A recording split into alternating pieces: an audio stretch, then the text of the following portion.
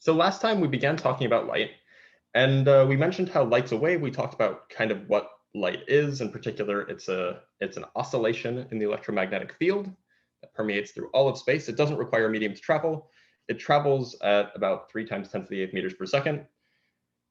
And like all waves, it experiences interference. So one thing that we showed, or that at least I described last time, was something called Huygens Principle, which was basically a way of describing a three-dimensional wave, which just says that if you can imagine the propagation of a wave as just taking a wavefront of the wave, treating each point on the wavefront as if it were its own point source emitting spherical waves, and then those waves constructively and destructively interfere in such a way to produce the next wavefront. And then that wavefront emits its own waves, spherical waves, and then at each point, and then they constructively interfere and so on and so forth, and it propagates forward that way. So that Huygens principle is particularly useful because it allows us to understand exactly why interference effects take place the way they do. Now, we're going to see another application of Huygens principle today, but the first example was diffraction, which just explains how waves can bend around corners. And that's just basically that the wave, the wavefront, while some of the wave is blocked, once a wavefront gets to the corner, a point on that wavefront will emit a spherical wave. And that spherical wave will just continue down around the corner, like in the diagram that I drew last time. So today we're going to talk about another application of Huygens principle, or at least to an extent, it's an application of Huygens principle. It's also more so just an application of interference, and that is the double slit experiment, or the double slit interference.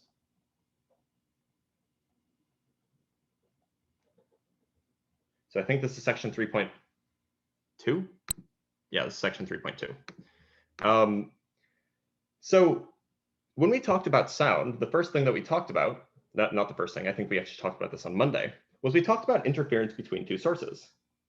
So if you have two sources of sound, like two speakers, and you set them up in a room, then there would be some loud spots and some quiet spots, depending on where the speakers are set up, how they're set up, like whether they're fed with the same wire, whether they were turned on at the same time, and so on.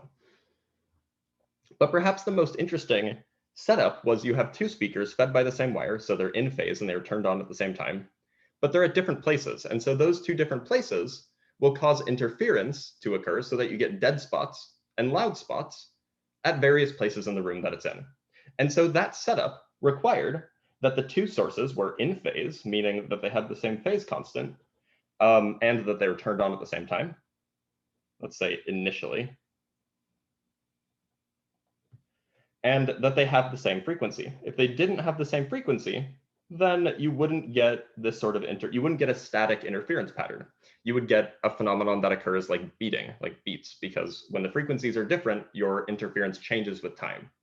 Now, we could ask to do the same thing with light, but it's a little bit harder. So first of all, if we want two sources with the same frequency, this means that the light is monochromatic. Now, monochromatic just means a single color or a single wavelength. It's exactly as it sounds, mono meaning one, chrome meaning color. And so that would mean that it has this, that if you have two sources with the same color, that means that they have the same frequency. So we want like a red beam or a green beam or a blue beam. We don't want something that's like, we don't want white light, which is polychromatic. It consists of multiple wavelengths or an infinite number. Now, the trouble is light bulbs satisfy neither of these criteria. So we couldn't just set up two light bulbs in a room. It wouldn't work. You wouldn't, and we see this because if you set up two light bulbs in a room, there's not like a dark spot somewhere between them, somewhere in the room. Like it's just the whole thing is lit. And that's because they're not monochromatic, they're not in phase. And in fact, there's another word, monochromatic and in phase implies this second thing called coherent. So light bulbs are not coherent. A coherent light source is a light source where all of the waves kind of travel in unison. So if I were to draw a picture of a coherent light source, it would look something like this.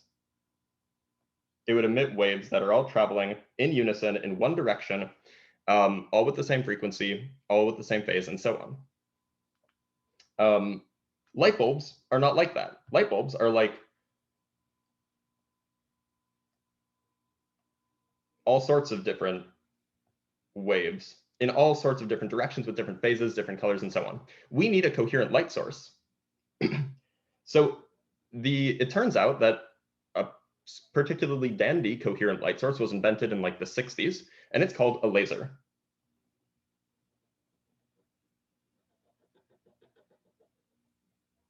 So why a laser is coherent is relatively complicated, and it's outside the scope of this course. It involves quantum mechanics. Basically, it involves quantum mechanics, which is hard. But you can trust me that when I tell you that a laser, whether it's a laser that you buy from like PetSmart to use with your cat, or a laser that's used for medical devices, lasers of all kinds produce coherent light. They produce light of a single frequency, or perhaps a few different frequencies, each of which is independently coherent with its own frequency, and they're all in phase with each other. So they behave as if it's just one nice source. Now here's the trouble. How do we get two in phases? How do we get two in phase light sources? Now that's problematic because we can't just take two lasers and use them as light sources. The reason for that is because light oscillates so quickly, its frequency is so high, it's in the gigahertz, terahertz range, like millions or billions to trillions of times per second it oscillates, that if the light sources are even just slightly different, they won't be in phase with each other. If you turn them on just a nanosecond after one another, the light source won't be in phase, the two light sources won't be in phase with each other, and so on. And in particular, lasers, one laser might have a polarization that's one direction. Coherence also implies the same polarization, by the way. One laser might have a polarization of one direction, and another laser might have a polarization in a completely separate direction. So you can't just use two separate lasers. But what we can do is we can take a single source, a single laser that is coherent, like all of the waves from that laser are coherent with all of the other waves. We take a single laser and split it.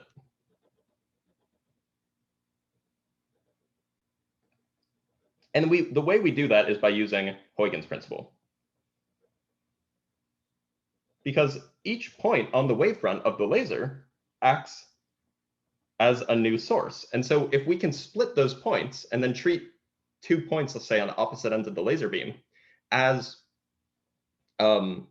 individual point sources, then those would be sources that are coherent with each other, they're in phase with each other, they have the same frequency, and then they can interfere. And so the way we do this is just by blocking out most of the light, except say two parts of the wavefront on either end. So this would look something like this. You have your laser, shoots out a beam. Now lasers, by the way, don't necessarily have to have narrow beams. They usually do, but they don't have to. So this is just a cartoon drawing. You have your beam, and actually let me draw it with wavefronts. So here are the wavefronts coming out of your laser beam. Now, obviously, this is not the scale because wavefronts, distance between peaks in a visible light laser beam are on the order of 500, 600 nanometers. So not the scale. Then we just put a barrier in the way. Now the only trouble is that the barrier has two tiny little gaps. So the wavefront goes towards it, fine. And then all but 2 points on the wavefront are blocked. But those 2 points, because of Huygens Principle, emit spherical waves. And now these waves are in phase, coherent with each other, and can interfere. And we can now start to see the same sort of effect that we saw with sound. So let me link you to a diagram, or share my screen and show you a diagram. Oh, by the way, the reason why these two are in phase is because both points on the wavefront have traveled the same distance.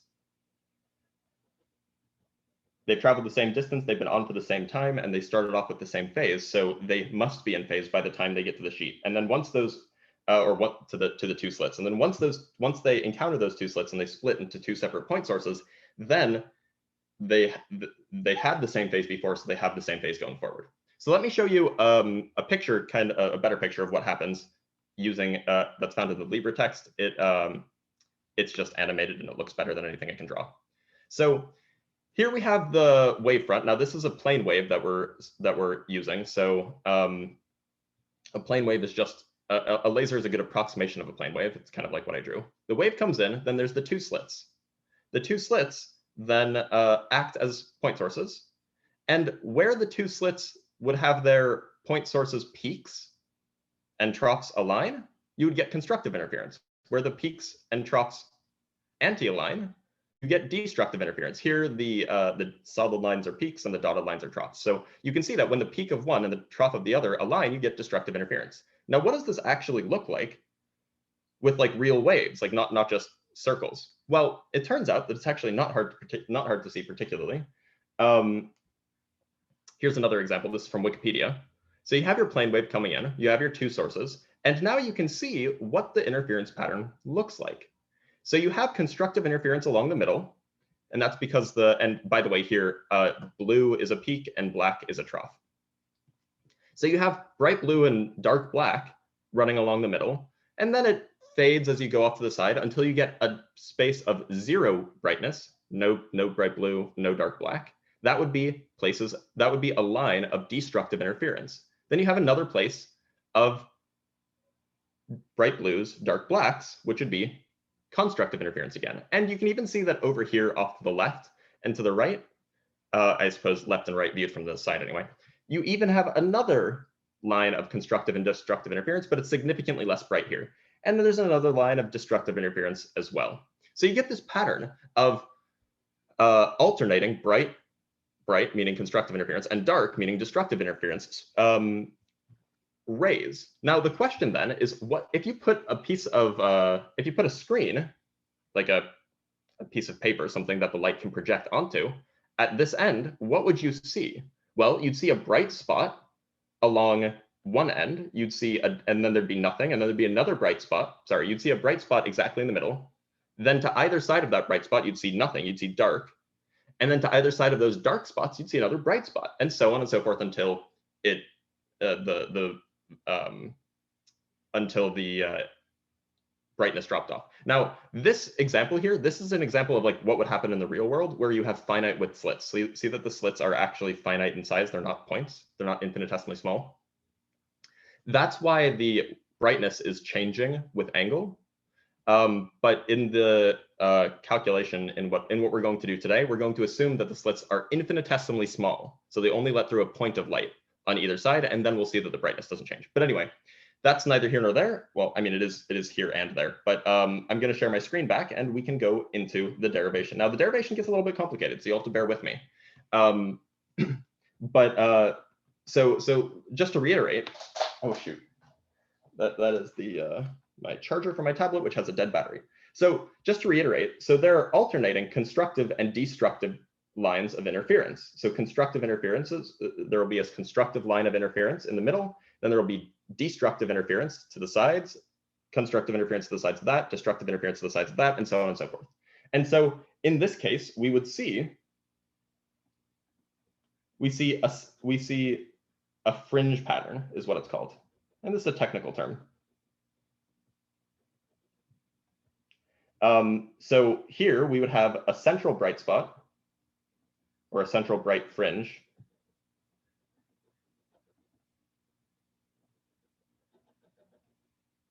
Flanked by two dark fringes.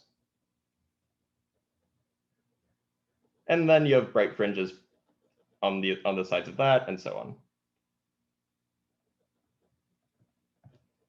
So great, we observe that this happens. We can just see that this is what happens in the real world. We can do an experiment and that's just what happens.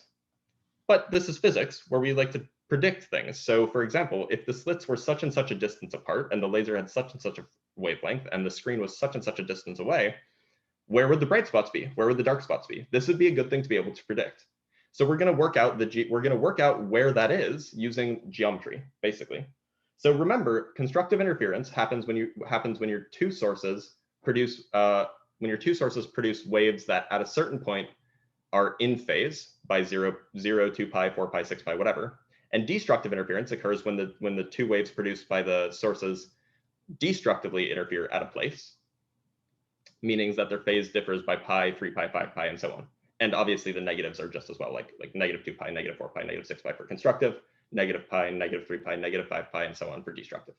Right, so I'm going to draw a picture that you'll see a lot over the coming, well, just over this lecture, maybe the next lecture too. I'm going to do my best. So we're going to disregard what's producing these light sources. We're just going to assume we have two light sources.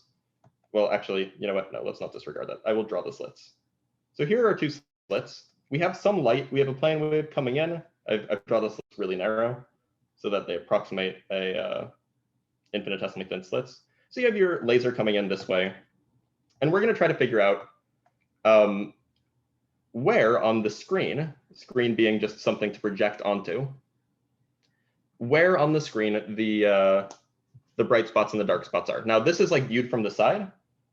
So this is like a side view. So you have like a laser over here, or maybe it's or you could even view it as like a top-down view, whatever. It's some sort of side view or top-down. Well, no, yeah, side. Let's do a top view actually. That might be a little bit more intuitive. Doesn't matter. Top view, you have your wave coming in, and then you have point sources of light. Now we don't actually have to worry about what shape those, or we don't really have to worry about like the circular or the semicircular wavefronts anymore. Now we can just figure out, well, given a point somewhere in space, say here, is there constructive or destructive interference from these 2 points? Now, and that we can just figure out, well, they're in phase. They started at the same time. They have the same phase constant. So we just need to figure out how their paths differ. One will travel further than the other. How much further does it travel? And that will let us get to constructive or destructive interference. Now, in particular, we can't see light that's passing through air. We need light to hit something and bounce off to see it. So we're going to ask whether there's constructive or destructive interference on the screen, bright or dark spots on the screen. So here, I'm going to draw a midline. This is terrible midline. I'm going to call this y equals 0, and we're just going to use y running up and down to represent the position on the screen where these spots are located. So for example, if there was a bright spot where I've drawn this picture, this might be at position y, there might be a bright spot there, and so on. So let's start doing some geometry. So first of all, we need to specify some distances. So let's just call this distance capital L. It's the distance from the screen to the, or from the double slit setup. By the way, there's like 2 slits in this. From the double slit setup to the screen. This matters because where the bright and dark spots are, they're fanning out. So they're going to end up further away if the screen is further away. So that's not surprising. So what I'm going to do is I'm going to draw a line. Draw a line from this midpoint to the point on the screen where we're interested in investigating. Now, this is just some arbitrary point. Let's call it, say, a point y. We're just interested in, and that's just some generic point, right? Like so we'll let y be a variable, and then we'll figure out where the bright spots and dark spots are as a function of y. But actually, more importantly, and perhaps more fundamental, is this angle. This angle measures it's the angle off of the horizontal from the middle of the screen to that point y. And so that's the angle of interest. Now, there's no light coming from the middle. Instead, we have light. I'm going to use a red line. We have light coming from each of the slits. And I'm going to do my best to like get this to be where I want it to be, but it's going to be a bit messy. So bear with me. So there's one line. And then here's another line. So the light is going, they're going to take 2 very slightly different paths. I mean, they're basically in the same direction, but clearly the one on the bottom travels further. The question then is how much further? So before we can do that, and we're just going to use the Pythagorean theorem here and some calculus, before we're going to do that, we want to relate the vertical position to the angle. So for that, we can just use trig. That angle theta forms a right triangle with height y and base length L. And so we get that the tangent of that angle is y over L, or equivalently, that y is equal to L tangent of theta. Okay, so that gets us how the vertical position is related to the angle, and we're going to need that because we want to know that we're going to need to use those vertical positions for the triangles we're about to draw. Now, the triangles have slightly different heights, but the same base. So the distance traveled by the top slit, or by the light from the top slit, well, we can use the Pythagorean theorem. It's the square root of, well, the base is length L. It travels L distance horizontally. And then how far does it travel vertically? Well, this is the top slit that we're referring to. So so this distance here is y. Oh, there's one more thing I didn't label. The distance between the slits, that's d. That's the letter that, or that's the variable that's usually used to represent that distance. So if the distance from the middle to y is y, then the distance from the top slit, or from the top slit, that height, this would be y minus d over 2, because the middle is halfway between the top slit and the bottom slit. So it would be half of that distance above the middle, right? So that distance is y minus d over 2. So then the height of that triangle is just it's y minus d over 2 squared. Or we can replace that with what we know y to be. So I'm just going to do that first. So it's L tan theta minus d over 2, all squared. Okay, so that's the distance traveled by the top beam of light. The bottom beam of light is similar. It just travels, it's just the height is now y plus d over 2, because it has this little extra distance that is traveling vertically. So here, the distance traveled by, sorry, I should label these by variables so you can see it. So we'll call this x sub t, and we'll call this one x sub b. So it travels L units horizontally, and then it travels L times tan theta plus d over 2 vertically. So that's the distance. And so if we're interested in how the path lengths differ, because that's the only thing that will affect a total change in phase at that location, then we are interested in delta x. So delta x might be x sub b minus x sub a, or sorry, x sub b minus x sub t, or you could do it the other way. It doesn't actually matter, because again, this is all, it's the cosine of this, so it doesn't, it won't affect the end result that we get for the intensity. So, but I'm going to do it, let me do it right. X sub b minus x sub t. And the reason I'm doing it this way is just because the distance that the bottom one travels is bigger. Why is the bottom not? Well, because the middle is at y equals 0, and the bottom one is d over 2 below the middle, because the full distance between the top and the bottom is d. Right, so x sub b is bigger than x sub t just because the bottom one does travel further. So I'm taking this difference so that our number is positive. So now we just do some calculations. So we get L squared plus L tangent of theta minus d over 2 squared. Oops, drop the squared. Minus square root L squared plus L tangent of theta plus d over 2 squared. And sorry, I got that backwards. This should be plus, and that one should be minus. And in principle, at this point, we're done. You just find the angle where this difference is either where this distance would contribute to the total phase being 0, 2 pi, 4 pi. And remember, when only the change in distance contributes, to get constructive interference, you need that the total phase difference is 2 pi delta x over lambda. So you could just solve for when 2 pi delta x over lambda is equal to 0, or 2 pi or 4 pi, and you would just find the angle where that occurs. But that's really messy. And in fact, it's probably even not doable algebraically. You probably have to do it numerically. So we're not going to do that. We're going to make some very, very straightforward approximations, and we're going to get a close enough answer. So just going to do some minor factorization. We have L times bracket square root 1 plus tangent of theta plus d over 2L squared. I'm factoring out an L minus 1 plus tan theta minus d over 2L squared.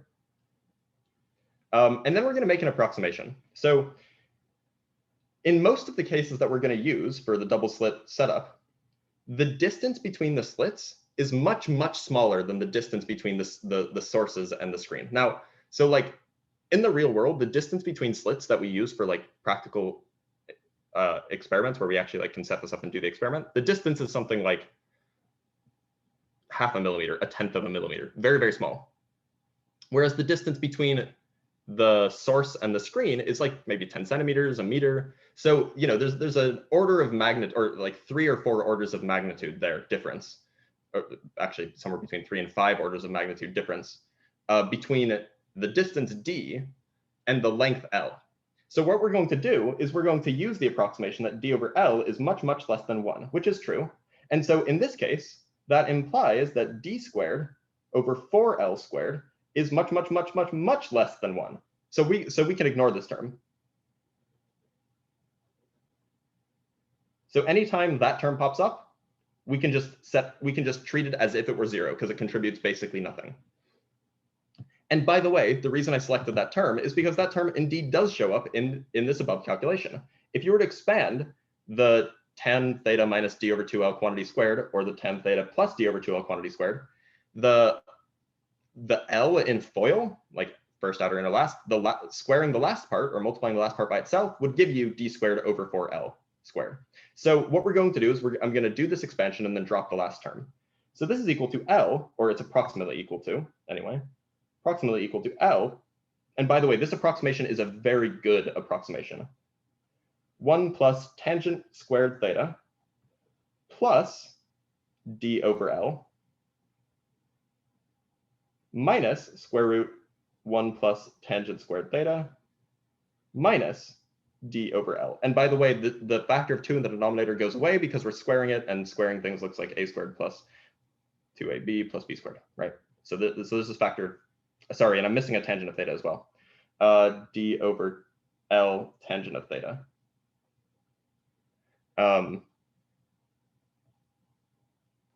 Okay, so we dropped the last term because we can ignore it. Now I'm going to use a trig identity. Square root, or sorry, 1 plus tangent of theta squared. You can go check from your trigonometry classes. That's the secant squared, which is 1 over the cosine squared, plus d over L tangent of theta, minus square root secant squared, plus minus d over L tangent of theta. Okay, I know that this is a lot, but we're getting there. Now I'm going to factor out the secant. So we have L times secant of theta. We have 1 plus d over L. Now secant squared is 1 over cosine squared. Tangent is sine over cosine, right? So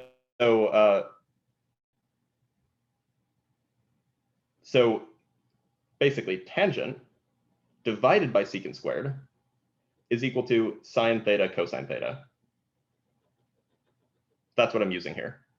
So this is sine theta cosine theta minus square root 1 minus d over L sine theta cosine theta. Again, I know that this is a lot of trig and a lot of algebra and stuff like that, but this is going to pay off because our answer is going to be really, really nice. And now we can actually use an identity that hopefully you learned when you were learning about Taylor series in calculus. So for small x,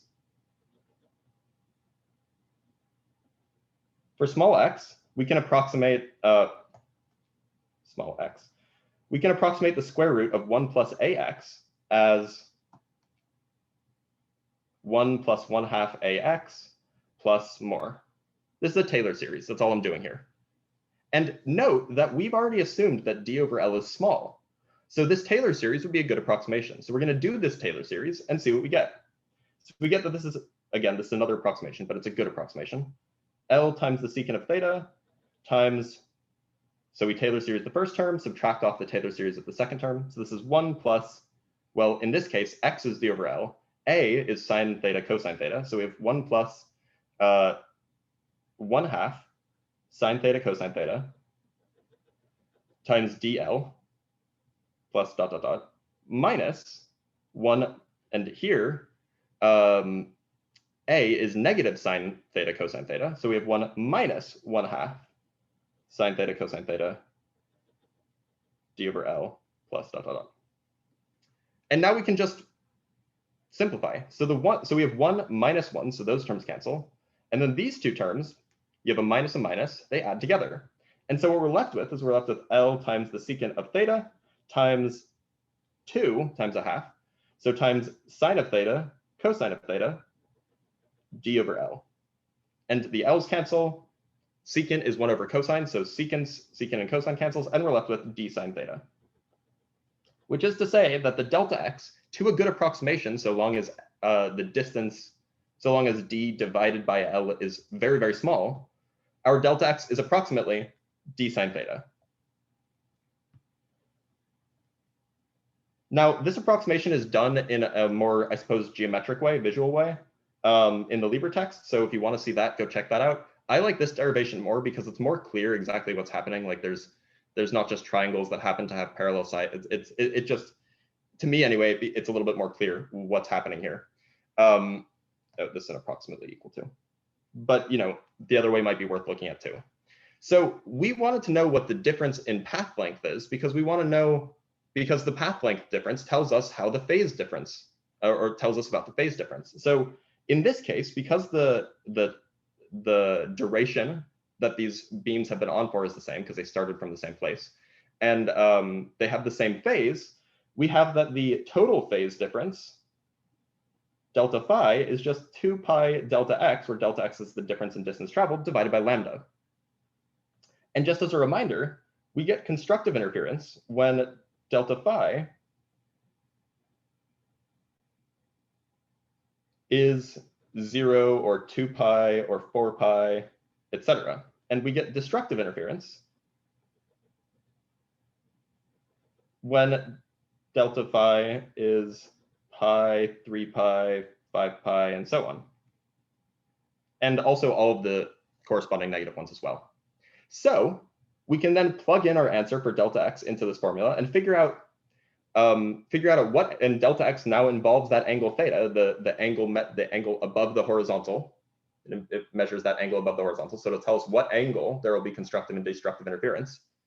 And then we can just write down a formula that relates the angle to, or that gives us an equation that relates the angle to other quantities like wavelength and distance, and slit separation d, where the bright spots are and where the dark spots, where the dark spots are. So for constructive interference, we require that 2 pi times d sine theta divided by lambda should be equal to 2 pi times n. Now n here can just be any positive or any integer. So it's like, it's just positive, negative, or 0. So it's like -2, -1, 0, 1, 2, on and on forever. It can be any integer. And so the 2 pi's can cancel, and we're left with that when d sine theta equals n lambda for any positive integer, we get bright spots. So this is an equation that tells us what angles will give us bright spots. If the sine of the angle times the separation distance d is equal to an integer multiple of the wavelength, then there is going to be a bright spot at that angle. And then similarly, for destructive interference, we get the same sort of phenomenon. It's just for destructive interference, instead of 2 pi n, it's 2 pi plus 1 n. So we would get that we want 2 pi d sine theta is over lambda should be equal to 2n plus 1 times pi. So if you take any integer n and plug in it, then you'll get 1, 3, 5, 7, 9, and so on. And so simplifying this, we get that that when d sine theta is equal to an integer plus a half times the wavelength, we get dark spots.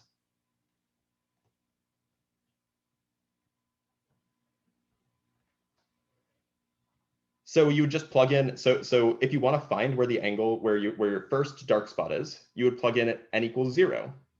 And that would give you, so when d sine theta is equal to 1/2 times lambda, you would get a dark spot at that angle theta.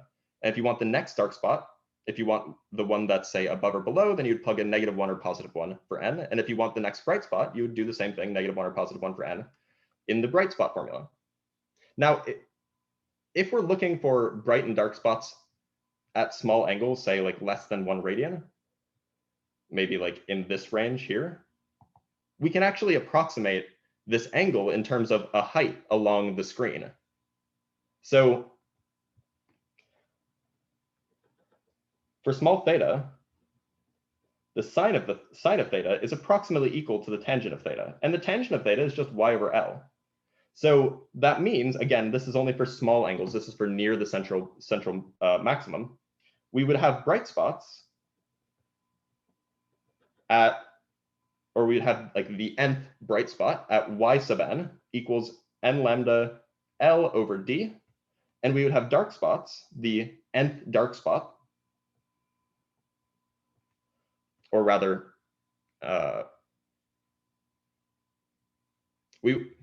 it's not the nth dark spot because there's an even number of dark spots, whereas there's an odd number of bright spots. But this is just the dark spot associated with the integer n, similarly with the bright spots. So this would be y sub n is approximately, I should put approximately here, approximately equal to n plus a half lambda L over D.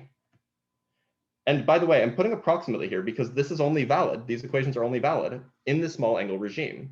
So if you needed to figure out where's the is there a dark spot like at 70 degrees? Like if you wanted to figure out, is there a dark spot way over here? Then maybe you can't use that because that's not a small angle anymore. This is only really good in like a very small region of the screen. But using this, we can actually figure out the approximate distance between the bright spots. And that's just by finding the difference in length between y sub n and y sub n plus 1. And then we could just get a ruler and confirm that that checks out. So delta y would be, well, plug in n plus 1, plug in n, and then take their difference. You just get lambda L over D. Now, again, this is an approximation because these values or these numbers change when the angle changes. And you can figure out how that angle, or you can figure out precisely the difference between any two spots, but it's not going to be constant as it fans out. Yeah, so this would be the same formula for the distance between dark spots. Yeah. Now,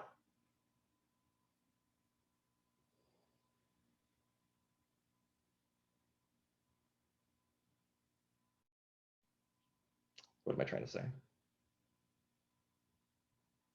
Now there's trouble here, right? So we made a mistake not a mistake, but we made an approximation by rewriting the sign as the tangent, right? Really, this is the formula here for the bright spots. So if we wanted to find the distance between bright spots, really it would be there'd just be a lot of algebra involved.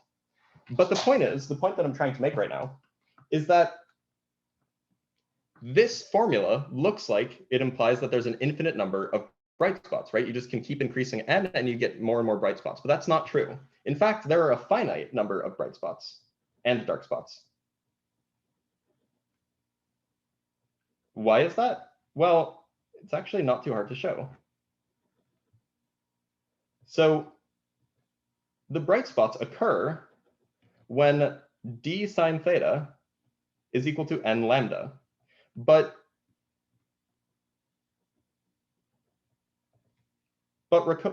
note that, I shouldn't use note, I should just use but the absolute value of sine theta has to be less than or equal to 1, which tells us that d sine theta has to be greater than negative d and smaller than positive d, right? Because if sine theta can't have a magnitude greater than 1, then the d times sine theta has to be bigger than negative d and smaller than positive d. But d sine theta for bright spots is n lambda. So this says that negative d has to be less than or equal to n lambda, which has to be less than or equal to d. So this tells us that for a given wavelength, there is a biggest n, after which point you won't get bright spots anymore, just because there's no angle that would make that bright spot, or that would allow you, there's no angle that you could plug in for theta, such that when you multiply it, or when you do d sine theta, that you would get that, just because n lambda would be too big. So this implies that the maximum number of, or that there's a maximum minimum value for n. And so that is to say that d over lambda has to be, negative d over lambda has to be less than or equal to n, and n has to be less than or equal to d over lambda. So if you want to find the number of bright spots, you would just figure out how many integers fall in this range. So like if negative d over lambda is 6.5, or sorry, if d over lambda is 6.5, then that means that n could go from -6, -5, -4, all the way up to 3, 4, 5, 6. But it couldn't go to 7 because n has to be smaller than 6.5, and it has to be greater than -6.5. So there are a finite number. And in fact, these bright spots get wider and wider. And that's just because as the angles go out, So n is defined to be an integer. N is just a way of representing this phenomenon. N is just a way of counting. It's just a way of associating, like it's, for those of you who have done programming, it's basically the index of that bright spot. So it is just defined to be an integer. N is just any integer. And so this tells us what values of n are allowed, or what values of n can be produced or can produce spots. And then you could, like, if you chose the value of n that's like at the far extreme and then you solved for theta, you would find that theta is like almost 90 degrees, which means that there'd be like some bright spot like way down here at like almost at a 90-degree angle from the original thing. And you can see why you can't really go beyond that, because like the light isn't going to turn around and go backwards. Right, so that's the double slit. Now the double slit has, the math is pretty involved, but the double slit, I mean, why would the double slit be any different from like 3 slits? And I mean, it isn't very different. The math is basically the same. There's just a little bit more if you want to talk about more than 2 slits. But before we do that, I want to talk about the intensity pattern for the double slit experiment, or for the double slit setup.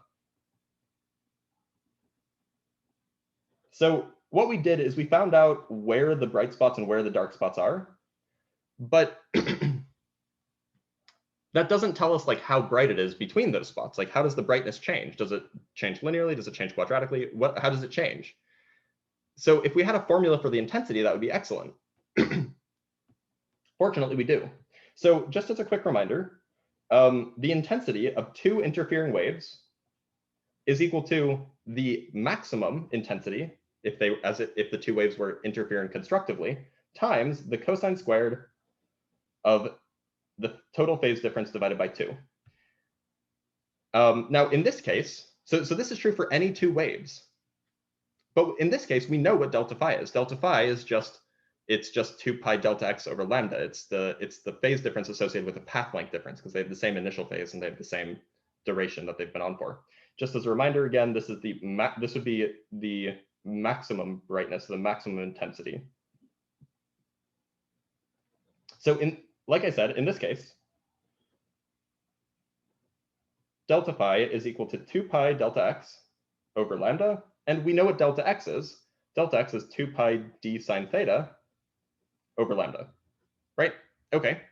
So that tells us that the intensity as a function of theta, so this is how the intensity changes with angle as you tilt up and down.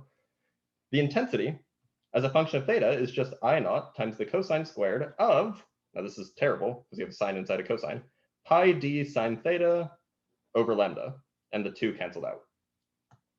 So this just is the intensity. So if you take an angle, theta, and you plug in all the numbers, lambda, which is the wavelength, and d, which is the slit separation, this will tell you how intense the spot is that corresponds to that angle relative to the maximum brightness, which occurs at the central bright spot, right?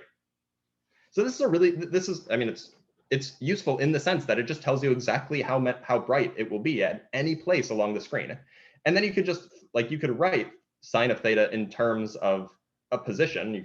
Because the sine is the opposite over the hypotenuse, so you could write sine of theta is y over square root L squared plus y squared. And then you could say for any height, for any position, any distance above or below the middle line on the screen, how intense is it? In particular, for small angles, again, we're using the small angle approximation frequently, which implies small y. The formula looks something like this.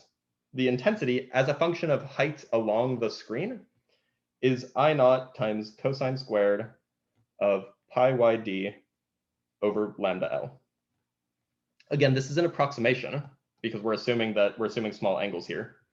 But so this is now something that we can plot relatively easily. And it looks something like this. So you have your screen, and I'm just going to draw the intensity going, say, this way. So this and this way is y. So our intensity pattern looks like this. Doing my best to draw, but it's kind of hard to draw. So it's just a cosine, or it's a cosine squared function with the maxima correspond to the bright spots and the minima correspond to the dark spots. And then you can figure out what the intensity is everywhere in between. This is the intensity pattern, and this is that famous fringe pattern for double slits. I don't have a picture of this actual thing. It's actually kind of hard to find these. And actually making these in the lab is also not super easy because you need very, very precise instruments. Your slits have to be less than a millimeter across from each other, and you need to have a very, very distant screen. So it's kind of hard to get right, but it's doable. Like you can set this up in a laboratory environment. And I definitely did it as an undergrad, but I can't do it here because I'm at my house. Okay, so I did say that that there's really not much in principle that's different between 2 slits and 4 slits or 6 slits or 19 slits or whatever. So we can just do that. We can generalize what we just did. So this is section 3.3. Oh, and by the way, at the end of like at this point in the lecture notes, I gave like 4 links to like example problems that you should work out from the Rice University textbook. They're good problems. I suggest you take a look. Right, so just as a quick recap, so for the double slit setup, you have bright spots and dark spots, and they occur in equal number. So for every 1 bright spot, you have a dark spot. Or maybe you're off by 1 because you have 1 in the middle. Why is the condition for small theta isn't sine theta? No, so L is fixed. So if the angle is small, then Y is small. And this is just like if the angle is really small, then the Y value is also going to be small relative to L, right? That's all. But really, if you wanted to plot this like truly with like as a function of angle, these start to spread out. Because the angle is the thing that we really care about. And because and just for trig effects, that's what happens. But I'm going to leave the old drawing. Okay. Right. So let's just see what happens when we have more slits. So let's try. Now, there's a picture that I want to show you, which is in the LibreText, which I'm going to be using as a reference. Oh, I can't actually do that, can I? I can't have both up. Okay, well, I will do my best to draw it, but let me show you what I'm going to try to draw really quick. So I'm going to try to draw. Okay, let me pull up the screen share. I'm going to try to draw this thing. I'm going to do my best. So I'm going to draw it while it's up. So the point is you have 4 slits now. They're all converging to a single point, and we want to see, well, do they constructively interfere? Do they destructively interfere? Do they do something in the middle? This is the kind of geometry that's used, but the bottom line is that the distance traveled between 2 adjacent slits is still d sine theta. So if the distance traveled for the bottom slit is 0, then the distance traveled for the one above that is d sine theta. The distance traveled for the one above that is 2d sine theta. The one above that is 3d sine theta. And this is the geometry I was talking about, using like a geometric argument to get this value. Don't worry about it. Just realize that the same argument that we use to get the difference in distance traveled between 2 slits works for 3, 4, 5, 8, 9, 38, whatever slits, because the delta x between 2 adjacent slits is always still d sine theta. Anyway, I'm going to try my best. Actually, I'm not even going to draw this. So I'll just show you what this is. Oh, and just as a yeah. So just as I'll just talk for a little bit, and then we'll continue. So just so you're aware, this picture here is super blown up, right? Because and that's just because the distance between slits D is comparable to the distance that the light travels. It's like L is something like 4D in this case. So this is a really blown up picture. But the point is that like I said, they, at least in the approximation where the slit distance is very small, the difference in path lengths is roughly d sine theta between 2 adjacent paths. So we're going to use that. Now, in the previous case with 2 slits, we had this notion of what a bright fringe is. It's just when they constructively interfere. And we had this notion of what a dark fringe is. It's when they destructively interfere. But here we have 4 light sources. So what happens there? So in principle, there could be places where all 4 light sources all constructively interfere. So there, the amplitude would be 4 times the amplitude of just one light source. And so the intensity would be 16 times brighter than just one light source. And that would mean that it looks 16 times brighter to us, or rather logarithmically, it would look like, well, I don't have, there's no decimal thing for the way we view things, but the intensity is 16 times greater, meaning that the energy at that bright spot is 16 times more than the energy from just a single source. So how could we possibly get that all 4 constructively interfere? Well, when that happens, oh, okay, so let me, actually, I do have to draw this, unfortunately, but I'm not going to draw all of the triangles. I'm just going to draw a basic setup.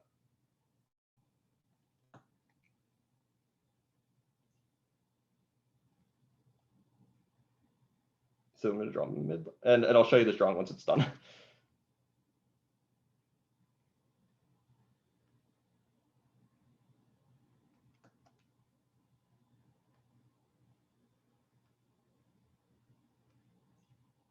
Okay. This distance is d. This distance is d. This distance is d. This distance is L. This is y equals 0. This is y. Okay. Let me go back to sharing my my screen, or my tablet screen. Okay, so this is roughly the setup, and apologies for the bad drawing. Oh, and this angle here,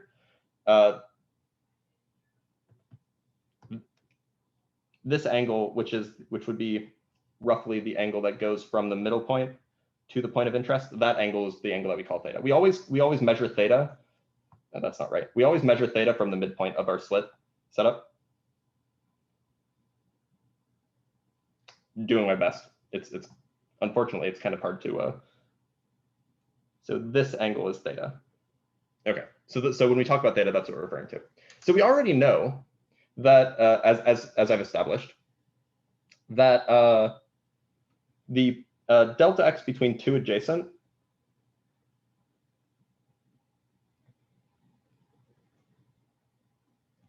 is d sine theta, where theta is that angle that I just mentioned. So in order to have complete constructive interference, where all 4 light sources constructively interfere with each other, we need to think about how that can happen. Well, one way that it could happen is if a slit was constructively interfering with its neighbor, and then the next slit was constructively interfering with that, and the fourth slit was constructively interfering with that. So that would happen when each pair, or when each pair of slits has a has a path length difference that's an integer multiple of, where the total phase difference between 2 slits is 2 pi n or 4 pi n or 6 pi n or whatever, which is just to say that if the path length difference between 2 adjacent slits produces constructive interference, well, then the path length difference between, say, the first and the third slit would be twice that difference, which is still an integer multiple, and so on. The upshot is that we require each path length difference to be a multiple of lambda. So before, for the double slit, we wanted the path length difference d sine theta to be n lambda, where n is just an integer. So it's just a multiple of lambda. So it was either lambda or 2 lambda or 3 lambda or 0 lambda or whatever. In this case, we want each of the path length differences between adjacent slits to be a multiple of lambda. So the end result is the same, actually, as what we got for the double slit setup. That we need d sine theta is equal to n lambda for n being some integer. And as long as there is some integer that makes this true, then you have a bright spot at that angle theta.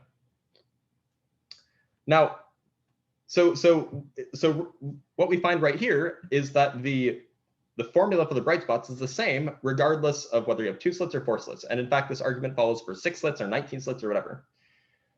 The difference here, but the only difference is that we're not talking about the difference between the two ends. We're not talking about the distance between the two ends. We're talking about the distance between two adjacent slits. That's what D refers to. So that's why the end result, like what we actually see in a lab, looks different. And that's because for 4 slits, usually the distance between two adjacent slits is going to be smaller than if you just had 2 slits.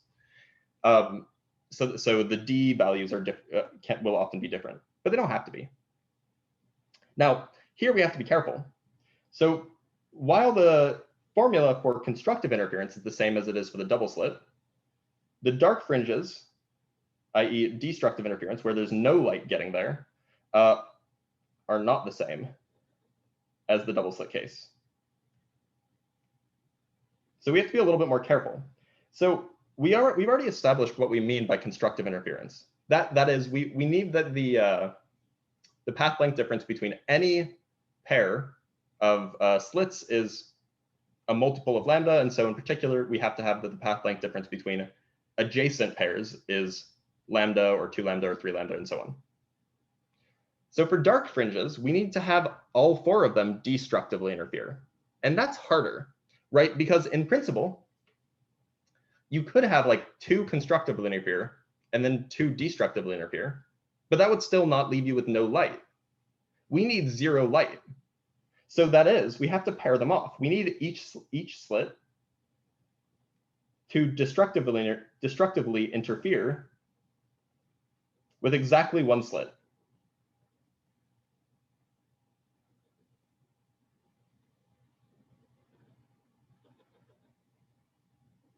I.e., maybe we want the top slit to destructively interfere with the bottom slit.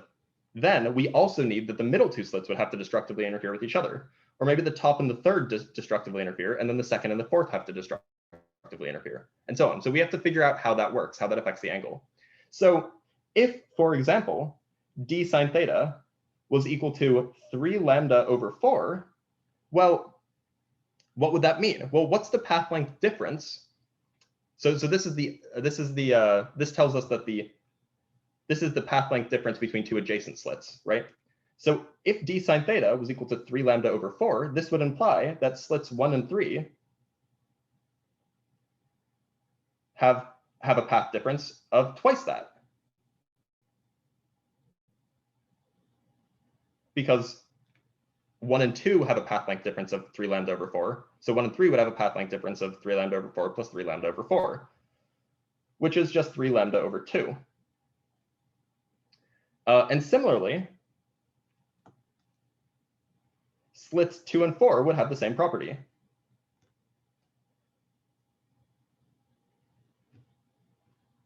They also have a path difference of 3 lambda over 4. Now, 3 lambda over 4 means that one has traveled 1.5 wavelengths, and the other has traveled 0, or say this would be like one traveling 2 wavelengths and the other one traveling 3.5 wavelengths, right? Because it's 3 lambda over 2.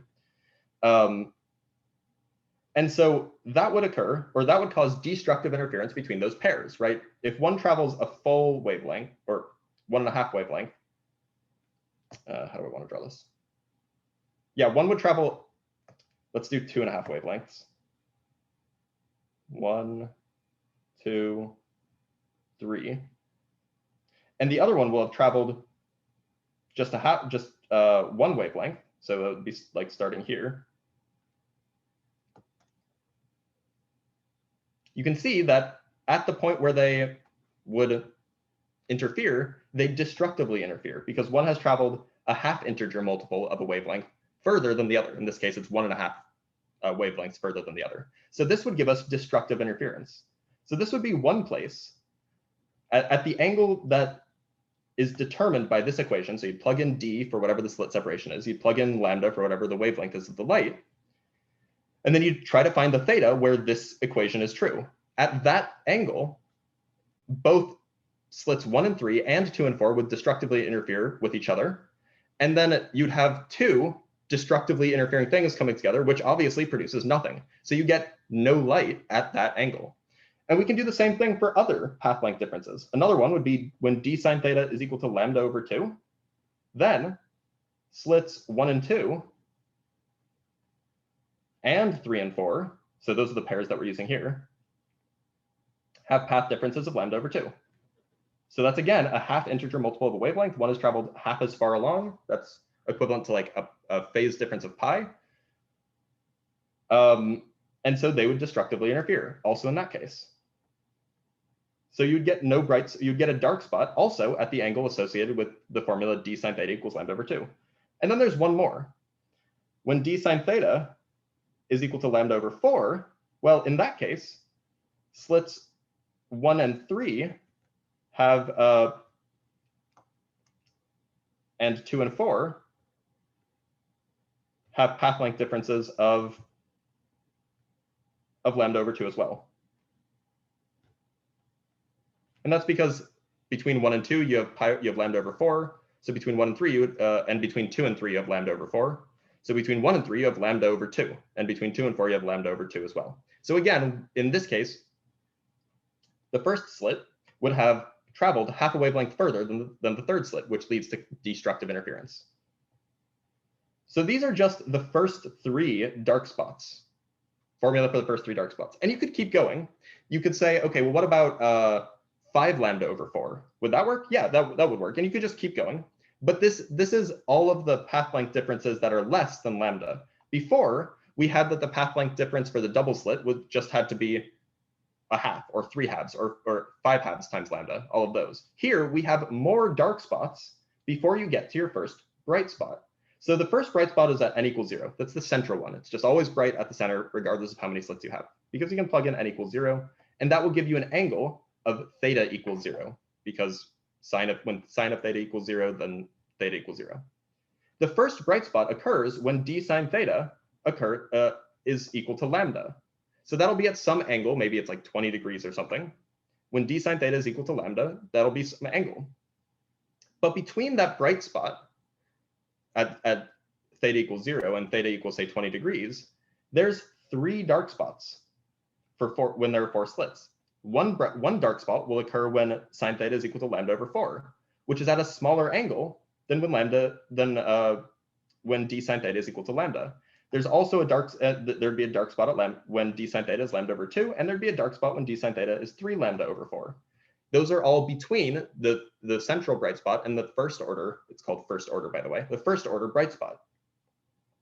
So there's more dark spots now between bright spots than there were in the double slit case. In this case, there's exactly 3. And there would be 3 dark spots between every bright spot. So between the first and second order bright spots, there'd be 3 dark spots, and so on.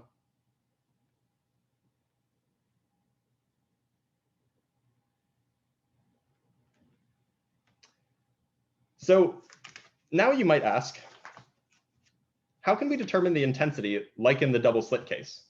Well, so like in the double slit case, we just had a formula. We had I of theta is equal to I naught of cosine squared of delta phi over 2. And we like that formula came from a trigonometric calculation. And it came from the sum of the sum of cosines identity, that like cosine of alpha plus cosine of beta is equal to some product of cosines. And that's fine. But now we don't just have 2 cosines, because there's not just 2 waves interfering. Now there's 4 waves interfering. And so if we wanted to find out the intensity for the same type of a similar formula where you just have the intensity is at some angle is equal to the maximum intensity times some factor, which is smaller than 1, well, then you'd have to do the same sort of calculation. You would figure out the you would write down wave functions for all of these, evaluate it. You would evaluate them at some distance away from at some distance. You would evaluate them at the distance that they've traveled. Once they've hit the screen, you'd maybe plug in t equals 0 or something and phi equals 0, because those don't matter, because we only care about the distance here. And then you just add them all up. You'd do a whole bunch of trig, and you'd get an answer. Now, so I'm going to do that I'm going to roughly walk you through how that would work. So what we're going to do is, and this is written up in more detail in the notes that will be posted. But what we're going to do is we're going to just assume that the closest slit the closest slit travels distance x. So in the case that in the picture that we drew above, the closest slit was the bottom slit. Sorry, that's the double slit one. Where is it? The closest slit was the bottom slit. And so then we can ask, how far does the next slit travel? Well, we know the path length difference between two adjacent slits. So the next slit travels x plus d sine theta. And the next one after that is x plus 2 d sine theta, because it travels d sine theta more than the one above it, or than the one below it, and so on. And so each one is going to travel n times d sine theta, where n is just the number of slits above the bottom one. So then we can find the intensity by just superposing these waves. So the total wave function, and we're going to evaluate at, say, t equals 0. It doesn't actually matter. We're just going to choose t equals 0 and phi equals 0, because those aren't going to play a role in the intensity, because this is a static situation. So the total wave function, this is a function of distance traveled x, but it's also a function of angle along the vertical or along the screen. This would be, say, the first wave function, or the closest wave function, x of x and 0 plus f1 of x and theta plus f2 of x and theta plus f3 of x and theta. So each of these correspond to the wave produced by a single slit. And so this one would be, say, a times cosine of 2 pi x over lambda. And then the next one would be a times cosine of 2 pi, well, in this case, the distance traveled, x, is actually x plus d sine theta over lambda. And then the next one, well, hopefully you get the picture, x plus 2d sine theta over lambda, and so on. And, I just don't have room to write the last one. And then you would do the same thing that we did, like in the two intensity, or the two wave intensity. In the two wave intensity, we just used trig effectively, we just used trig identities to rewrite this in terms of cosine times cosine. One of those terms depended only on x, and one of those terms depended on delta phi in this case, which for us depends on theta. And then we took the term that didn't depend on distance traveled, and that was the intent, and squared that and got the intensity. In this case, with 4, it's a lot more challenging. There's a lot more work to be done, so I'm just going to skip it. I actually did the work myself, but it's not in the lecture notes. The end result is that you get that a times sine of 4 pi d sine theta over lambda divided by sine of pi d sine theta over lambda times cosine of 2 pi x over lambda plus 3 pi d sine theta over lambda. And so this is what the total wave function looks like. So this part depends on position. This part is just a number that tells us how big the wave oscillation is. This is effectively a new amplitude. So because the intensity goes as the amplitude squared, we have that the intensity for 4 slits as a function of theta is proportional to, well, it's actually just equal to, no, well, I'll put proportional to, and you can figure out what that constant proportionality is. Sine squared, because we have to square the amplitude, of 4 pi d sine theta over lambda. And I know, by the way, I know that these formulas are terrible, but the fact that we can get them and that they work out to be right is kind of amazing. Divided by sine squared of pi d sine theta over lambda. Okay, so this is our intensity. And so it is just worse. Like, I'm sorry, it's just worse, and it just is that way. Now, we can plot this, just pick some values of d and lambda and so on, and we can plot what this looks like. So if this is I, and this is theta, then this looks something like this. You have a peak, some little peaks, and then another peak, and some little peaks, and another peak, and some little peaks, and so on. And this height happens to be 16 times the max, or 16 times, well, it's 16. let me just leave it at that. So I'm actually just plotting this function And so the point is that with 4 slits, when 4 of them constructively interfere, it's 16 times more intense than it would be if you just had one light source. And this is exactly what we argued before. And this is true. Like if you plug in theta equals 0 and if you take the limit as theta goes to 0, you'll get just 16 if you plug that into here. So that 16 comes about both from a logical argument that we made earlier. You have 4 light sources, so the amplitude is 4 times bigger, so the intensity is 16 times bigger. And it just falls out of this formula. So you might say, well, wait a minute, hold on. How is it, so there's only 4 times more light that's passing through 4 slits than there is passing through 1 slit. So how do you have 16 times as much intensity, and hence like 16 times as much energy there, when there's only 4 times as much energy available? But the trick here is that the bright spots are narrower. The regions of little light is much wider than the regions of bright light. So as you increase the number of slits, what happens is that the dark spots get wider and the bright spots get narrower. So you're concentrating that energy in narrow bright spots, but it's still the same total amount of energy. It's just spread out in a different way. So now we have to talk about diffraction gratings, which is where this, I hope I get to the demo, but I might not. So diffraction gratings, basically, it's just this notion of, okay, 4 slits, you get this phenomenon. You get this phenomenon that I just drew. This is like intensity as a function of angle. What if you had 20 slits or 100 slits or 1,000 slits? Well, the bright spots still occur. So let's say that we have m slits. M being just some number. Then the bright spots, well, in the 4 slit case and in the 6 slit case and in the m slit case, the bright spots still occur at the same place.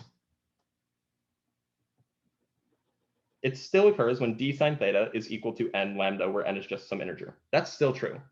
And like we saw in the 4 slit case and in the 2 slit case, the number of dark spots between bright spots is the number of slits minus 1. So in the 2 slit case, there's one dark spot between bright spots. In the 4 slit case, there's 3 dark spots between bright spots. It's just m minus 1. There are m minus 1 dark spots between the bright spots. And because the bright spots and the dark spots are basically the same width, this just means that the bright spots get narrower and narrower, and you have more and more space, relative space, between bright spots. And the intensity, we can just take this formula, see that 4 there? That's the only place where the number of slits comes about. So we can generalize the intensity formula and get that for m slits as a function of theta, it's proportional to sine squared of theta times pi m d sine theta over lambda divided by sine squared of pi d sine theta over lambda. It's just the same formula I just replaced 4 with an m. And so this gives us a maximum intensity of m squared. Just like how the maximum intensity for 4 slits was 16 times brighter than the intensity from 1, here it's m squared times brighter than it is for 1.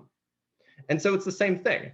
The energy, even though you only have m times as much energy comparably between m slits and 1 slit, that energy is getting narrowed, it's getting distributed in a very lumpy way. You have one bright spot in the middle, then you have a whole bunch of dark spots, then another bright spot, then a whole bunch of dark spots, and another bright spot. So that energy is just very concentrated at sharp, what are they called? There's a word, I'm missing it. Well, at sharp spots, basically. So when m gets very large, so like 100 or 1,000 or 1,000,000, effectively, there's no light between bright spots.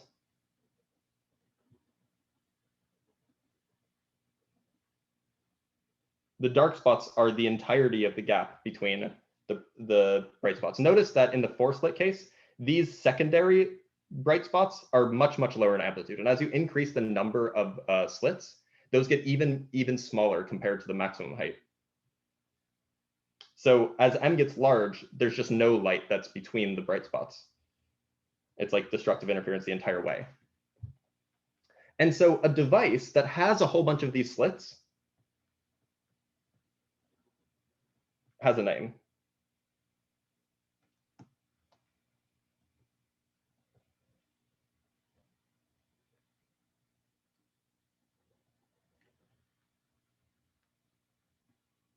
And it's called a diffraction grating.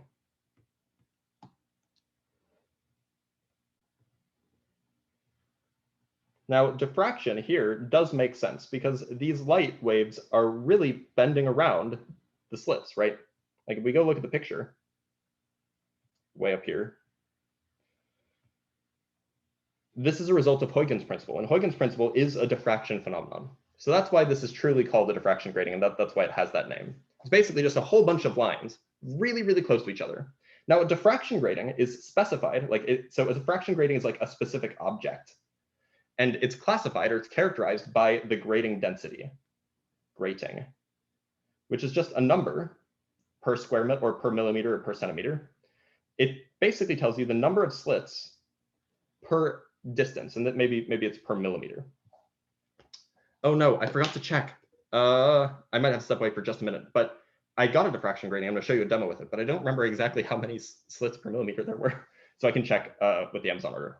And so to find d, because in order to find where the maxima are and things like that, we need to know the distance between slits. All you do is you take the inverse. Take the inverse of the grating density. So like if it's 10 slits per millimeter, then, or actually I can just write this down. So 100 slits per millimeter implies that the slits are separated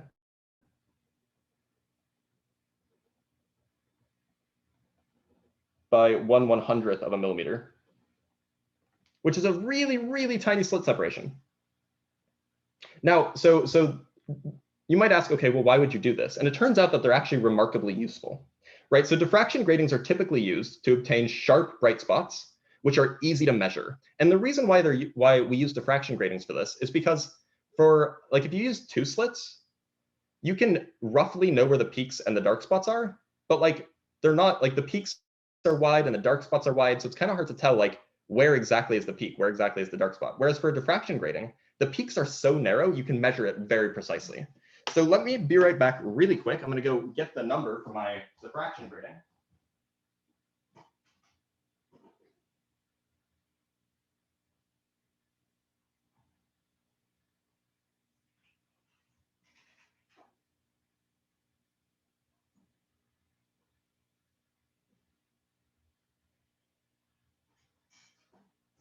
Okay. So I just checked. So the number for my diffraction grating is 1,000 lines per millimeter. That says that the lines are 1 micrometer apart.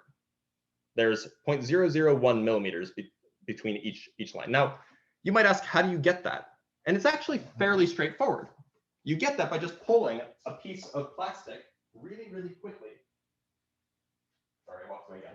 You get that by pulling a piece of plastic really, really quickly when the plastic is aligned in a way. So this is what it looks like, actually. It just looks like a clear piece of plastic. But if you zoomed in really, really far, you'd find that there's basically chains of molecules that are separated by a particular distance. In this case, those chains of molecules are separated by by approximately 1 micron, 1 micrometer. So by the way, I cut out a slot here because I'm going to use it in a demo, but that's neither here nor there. So let's talk about applications of diffraction gratings. Like they're actually used in science. They're used to measure things and so on and so forth. And here is where we get to do demos. So the first application would be measuring the wavelength of monochromatic light. Like let's say you have a laser beam. You know it's a laser beam, so you know it produces a single wavelength, but you don't know what that wavelength is. Maybe you can guess it's greenish, so it's like 520 or something, but you don't know exactly what it is. So in principle, all you have to do is shine your laser beam at a diffraction grating where you know the number of lines per millimeter. You know the distance from your wall to the, or from your screen from your diffraction grating to your wall.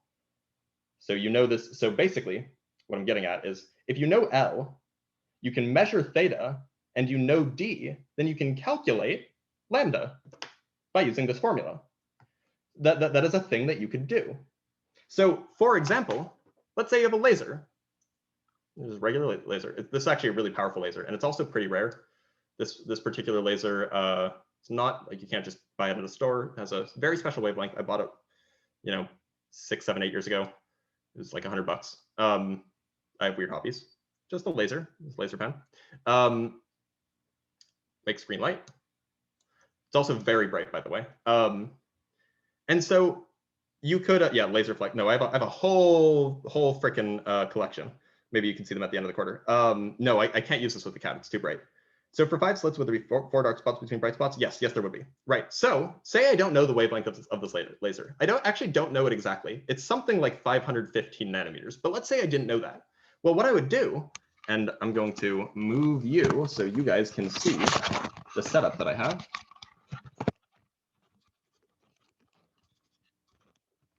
Okay, so here there's a diffraction grating. So here's a diffraction grating between two pieces of, or two refrigerator magnets. So I can just set that up here. And then I would take, oh, by the way, for high-powered lasers, where is it?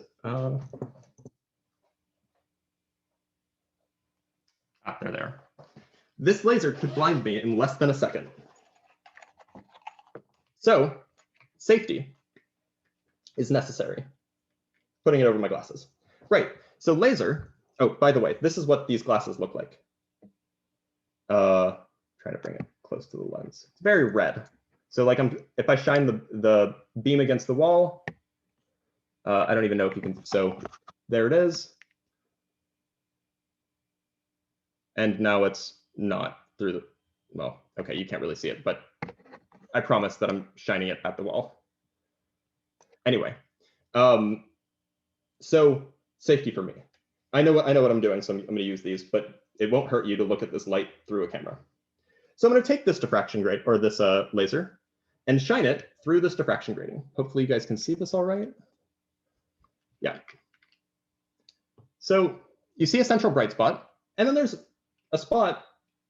There should be 2 spots, one to the left, one to the right. I don't know if you can see that. Yeah, there we go. One to the left and one to the right. So we could just measure those distances, find the angle because we know the distance between the diffraction grating and the wall. We know it's 1,000 millimeters per, or 1,000 lines per millimeter, and then we could just calculate the wavelength.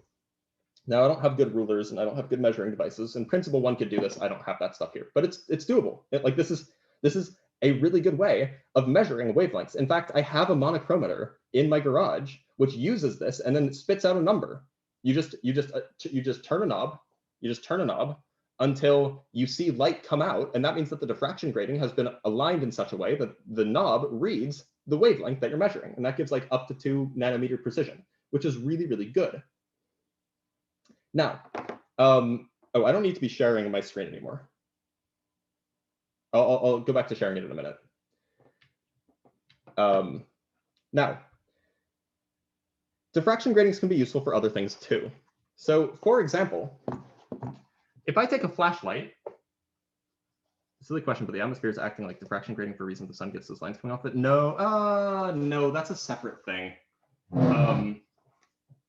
So here's a flashlight, regular old flashlight. This isn't a coherent source of light. So in principle, it won't work very well to actually, even if I could get a narrow beam, to shine it through diffraction grating. But we can see what happens. I have a funnel here. I'm going to shine this through the funnel. Unfortunately, actually get a diffraction effect. See how there's a circle and then there's a bright spot around it? That's another diffraction effect, actually. That's something called Fraunhofer diffraction, I think. But anyway, we can test this. I'm going to shine this through the diffraction grating. Now, I don't know if you can see this. Oh, you can a little bit. You see rainbows off to the side. Now, the rainbows aren't lines. They should be lines, but the rainbows aren't lines because the thing that the light source that we're producing isn't a point. It's a circle with a hole in the middle. But you can see that rainbows are being produced, which maybe makes you think that it smears out the light. So it smears out red to one side and purple to the other side and so on. And that's you can split light that way. And you can also split light with a prism, which we'll talk about at a later date. But you might think, well, okay, if you shine a white light at a diffraction grating, well, in that case, the wavelengths are smeared.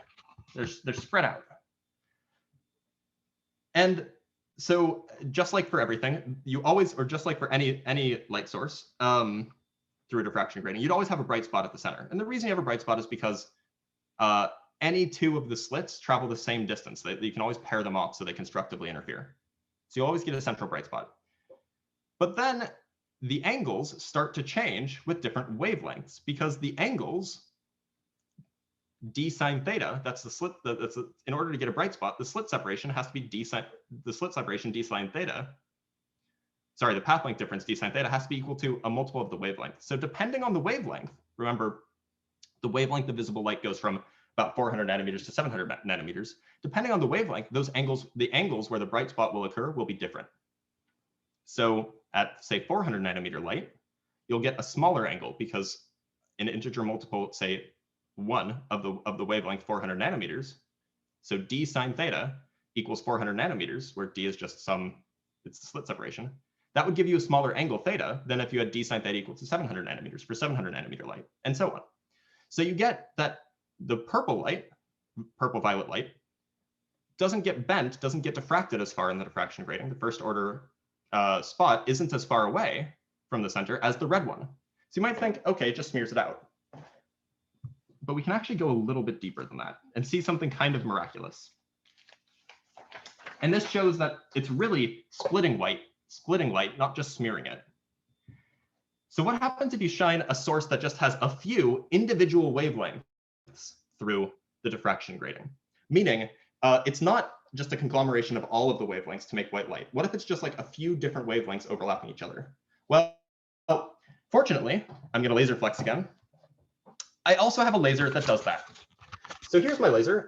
It used to be a medical laser. It was used in DNA sequencing in the 90s. I bought it secondhand, or I bought it third hand, I guess. It's a very big boy. I need an extension cable that runs all the way over to my range. Don't worry about how messy it is. It takes a whole lot of power, and it's very loud, but it does what we want it to do, and it produces a really good beam. So I'm going to turn it on. So I'm just showing you what I'm doing. So here's the on switch. Here's the, so that's this box is the power supply. This box is the laser. It's getting very loud. Sorry about that. So that's the on switch, and then because for safety reasons, there's a key gauge. I don't know if you can see this. There's a key here that I can turn on. And then here's a power knob over here. I'm going to keep it on the lowest power. So A, it doesn't. I'm going to keep it on the lowest power. Yeah, sorry about that. So that A, it doesn't blow any fuses, and B, it doesn't kill the laser. So I'm going to turn it on. It also has like a 30-second on delay, and that's just so you know, you have time to get out of the way. Notice, by the way, there is a danger. Danger! There's a laser coming out of here. Hey, this is a serious laser. This will blind you faster than you can blink, so you got to take it seriously. So I'm going to put on my glasses, and there it is. So there. Oh, I'll put this over here. So I can't take me off this. Right. So this produces a lovely bluish, a lovely sky blue beam.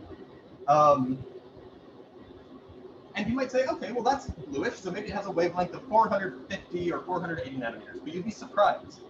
It doesn't have a wavelength of 450 or 480 nanometers. In fact, hold on, I need to get this straight.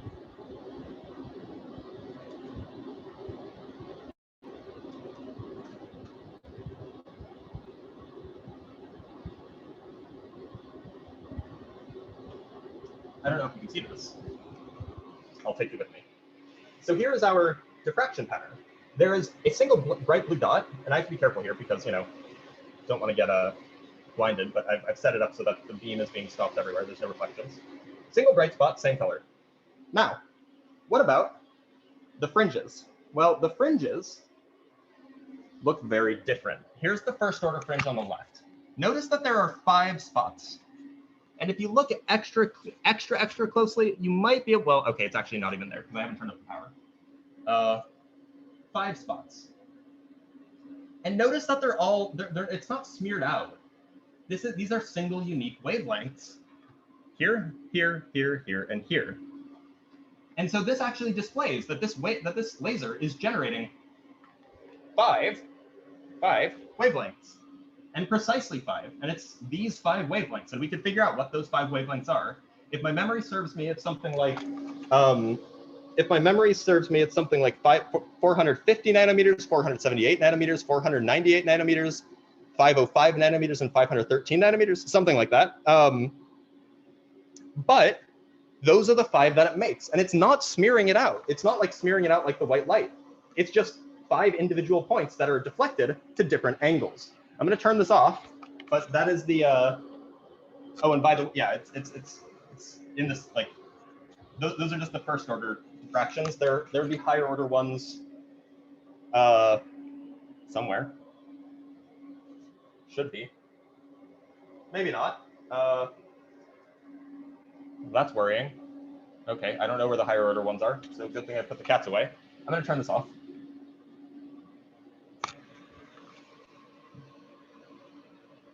And off the power goes. Sorry for the ear spam, but it had to be done because that's my favorite demo in this class, because I get to pull out the big lasers. Gotta love those. Let me set this back up and share my screen again.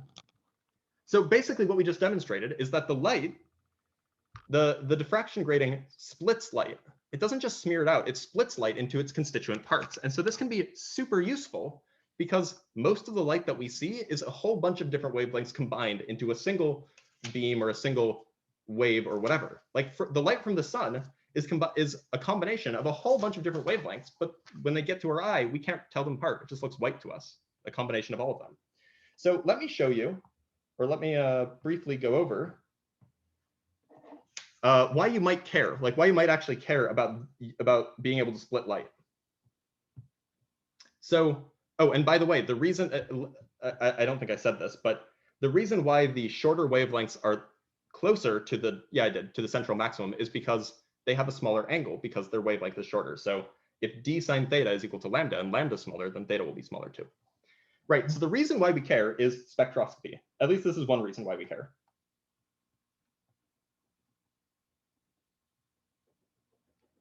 So spectroscopy is the study, or it's the method by which we look at the spectrum produced by various materials. Sorry. I'm going to run a few minutes over because I want to talk about this, but we are very nearly done. So you may or may not know this, and you'll definitely learn about this in 9D if you take it, but atoms and molecules, and, well, really it's just atoms and molecules, they only emit light at particular frequencies and wavelengths, depending on what atom it is, what molecule it is, and so on. So the wavelengths emitted by a substance, in this case, maybe a metal, or by, I don't know, a molecule or whatever. And by the way, this emitting light, this is like if you shine light, this actually tells us like what the color is, right? Like gold emits only, gold absorbs light and doesn't emit light at a particular color, at like some greenish color. And so it reflects, it emits all of the other light, and that's why it has the color gold. But we can be more precise than that. We can figure out exactly what the object is made out of by just looking at precisely what wavelengths it emits. So the wavelengths emitted by a substance characterize that substance, meaning each substance has a unique fingerprint of wavelengths that it emits or doesn't emit. And so we can figure out, just by studying the wavelength content of the light emitted by that substance, we can figure out what something is made of. So if we determine the frequencies of the substance, or I'll just use wavelengths here, but frequencies can be substituted in. If we determine the wavelengths, then we can determine the substance, i.e., just by looking at something and measuring the wavelengths that it emits, we can figure out what it's made out of, which is super powerful, because I don't know if you've heard, but stars are really far away. Characterize, that word is characterize. We can't go out and figure out what stars are made out of except by looking at them. So the fact that we can figure out what they're made out of by looking at them is a very powerful tool. So just as a quick reminder, the Doppler effect changes the frequency. So you might say, well, if you only know what frequency an object emits, well, isn't the frequency going to change if the object moves?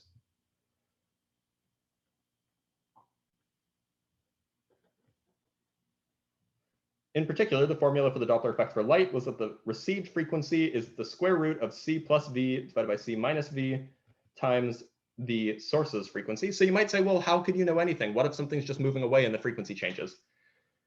But the important point is that it's, oh my God. The important point is that this scales every frequency by the same amount.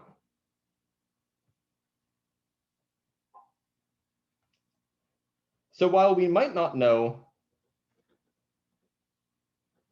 what frequency a thing should be emitting because it's moving, what we can figure out is the ratio between distances of frequencies. So because each frequency is scaled by the same amount, the relative spacing of frequency is fixed, the relative spacings of frequencies, regardless of how fast an object is traveling in either direction. And I'll show you a picture. And so it's that relative spacings that's like the fingerprint for an object. And most objects emit a whole bunch of frequencies. So we have a lot of relative spacings to measure, which gives us a good measure, or a low uncertainty that our estimate is wrong. So let me share a quick picture with you.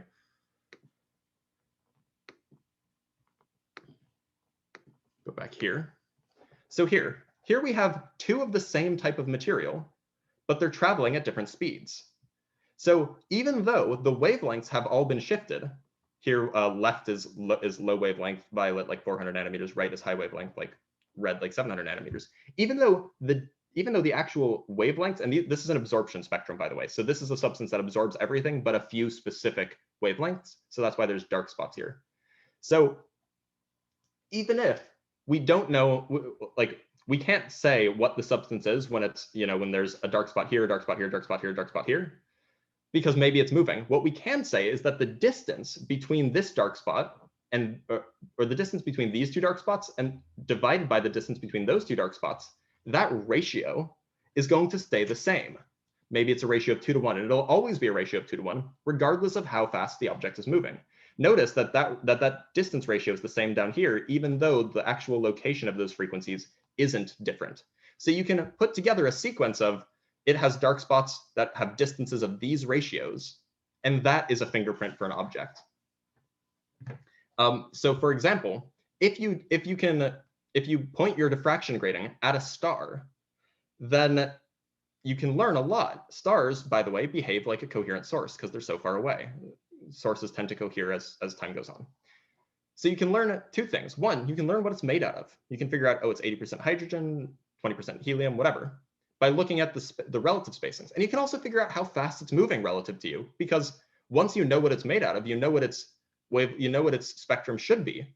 And then you can compare it with what you observe, and that will give you, using the Doppler shift, how fast it's moving relative to you. So you can learn a lot using diffraction gratings. It's also useful for like characterizing substances, like the Mars rover blasts rock with lasers, vaporizes it, and then measures using a diffraction grating, measures the spectrum that that material emits, and that tells it what those rocks were made out of. So diffraction gratings are super useful for learning just material properties of things, what things are made out of and how they're structured. So with that, I'm going to end lecture. I know I ran over, but I love this. Like, this is probably my favorite part of this course, so I wanted to make sure that we got to go over it.